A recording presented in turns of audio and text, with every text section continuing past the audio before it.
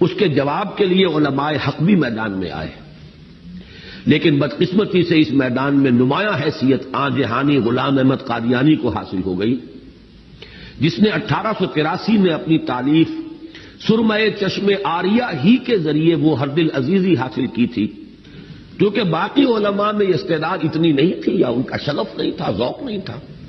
اس شخص نے خاص اس میدان کے اندر جو ایکسپرٹیز ہے، جو درکار ہے، مہارت وہ حاصل کی، اور آریوں کے ساتھ مناظرے کیے، انہیں شکستیں دی، اور کتاب لکھی سرمہ چشم آریہ۔ نتیجہ یہ ہوا مسلمانوں میں پاپولر ہو گیا۔ ظاہر بات ہے حملے کا جواب دے رہا ہے، مسلمانوں کی طرف سے مدافعت کر رہا ہے، مسلمانوں کی طرف سے مدافعت کر رہا ہے۔ چنانچہ مولانا ثناء اللہ امرتسری کے بارے میں آتا ہے، اہل حدیث، وہ یہ کہتے ہیں کہ ایک زمانے میں میں اس کا وضو کرانا اپنے لیے باعث سعادت سمجھتا تھا، اور بڑے بڑے علماء نے اس کی تعریفیں کی۔